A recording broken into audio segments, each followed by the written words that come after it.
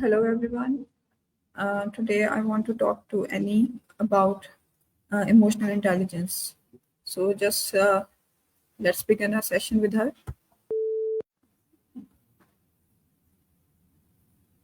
Hello, Annie. Hey there, how's it going? What's Wonderful. on your mind today? Wonderful. I just want to talk about emotional intelligence this time. How is it important? Oh, emotional intelligence is super important. It helps us understand our own feelings and the feelings of others. This can improve communication, build stronger relationships, and even enhance teamwork. Plus, it plays a big role in managing stress and making decisions. Have you noticed how it impacts your teaching or interactions with students? Of course. Annie, would you define EM in practical terms, please? Absolutely. In practical terms, emotional intelligence I can be broken down into a few key areas. 1. Self-awareness. Recognizing your own emotions and how they affect your thoughts and behavior. And Annie, It's like please, checking in with yourself Annie, regularly. and Annie, please keep your answers very, very brief so we can converse. Got it. Emotional intelligence helps with understanding feelings, managing stress, and building relationships. How do you see it in your teaching? Yeah, I find EM, emotional intelligence, super, super important in teaching. Tell me, how is emotional intelligence different from IQ or academic intelligence? Great question. Emotional intelligence EI focuses on emotions and interpersonal skills, while IQ measures cognitive abilities like problem solving and analytical skills. EI is about how we connect with others, and IQ is about how we think. Both are important, but they serve different purposes. What do you think is more crucial for teaching? Of course, it is very important in teaching that we can measure things. So, do you think emotional intelligence can be measured? Yes, it can be measured. There are assessments like the Emotional Quotient Inventory EQI that evaluate different aspects of emotional intelligence. However, it's a bit trickier than measuring IQ since it involves subjective experiences. Do you think measuring EI could help in your teaching? Of course, it can. Can you tell me about self-regulation, motivation, and empathy, and some social skills which are really connected to emotional intelligence? Sure, 1. Self regulation. This is about controlling your emotions and impulses.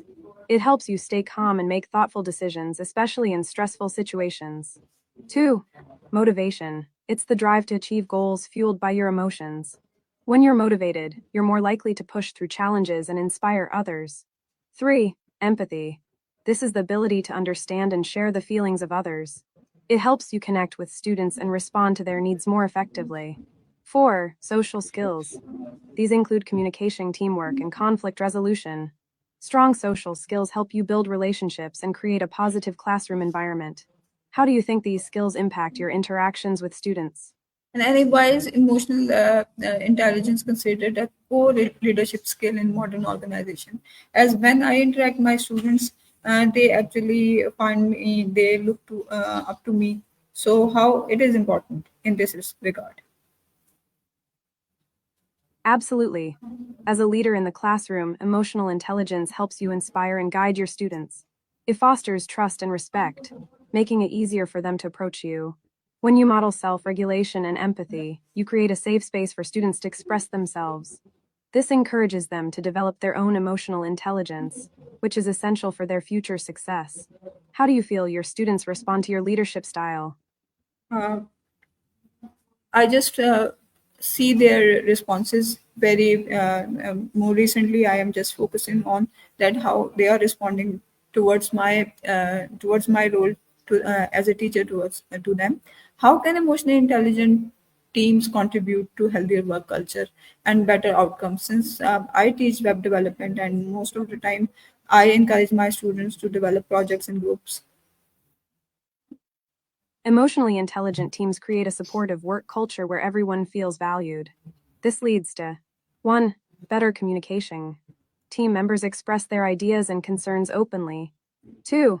Increased collaboration. Empathy helps them understand each other's strengths and weaknesses, leading to effective teamwork. 3. Conflict resolution. They can handle disagreements constructively, which keeps the focus on the project. 4. Higher engagement. When people feel connected, they're more motivated to contribute. By encouraging group projects, you're helping them develop these skills. How do you see your students working together on projects? Of course, I'm currently noticing that when they work in groups, they become more confident. They actually become more helpful towards each another. So, how does emotional intelligence influence decision making under pressure? Emotional intelligence plays a huge role in decision making under pressure. Here's how our own self regulation. It helps individuals stay calm and composed, allowing for clearer thinking. 2. Empathy. Understanding others' perspectives can lead to better group decisions. 3. Motivation. A strong drive helps people push through stress and focus on solutions. 4. Social skills. Effective communication fosters collaboration, leading to more informed decisions. When emotions are managed well, it leads to thoughtful choices rather than impulsive reactions. How do you see your students handling pressure during group projects? Okay, Annie, tell me, how does empathy differ from sympathy, and why is it a powerful component of emotional intelligence? Great question. Empathy is about understanding and sharing someone else's feelings. It allows you to connect deeply and support others effectively. Sympathy, on the other hand, involves feeling pity or sorrow for someone else's situation without necessarily understanding their emotions. Empathy is powerful because it fosters genuine connections and trust. It helps you respond to others in a way that meets their emotional needs. In your teaching, how do you encourage empathy among your students? Of course, I encourage my children to build empathy and learn from others' examples. What daily practices would you suggest to adopt and improve emotional intelligence? That's a fantastic approach. Here are some daily practices to boost emotional intelligence. 1. Mindfulness. Take a few minutes each day to check in with your feelings. It helps increase self awareness. 2. Active listening. Focus fully on what others are saying without interrupting. This builds empathy. 3. Reflect. At the end of the day, think about your interactions. Consider what went well and what you could improve. 4. Express gratitude. Acknowledge the efforts of others. It strengthens connections and boosts motivation. 5. Practice empathy. Put yourself in someone else's shoes during conversations. Try to understand their perspective. Which Great, of these do you think you'd great, like to try or wonderful, focus on? great, wonderful, and very insightful points. All of these. Please make a summary of all these points, but very brief one.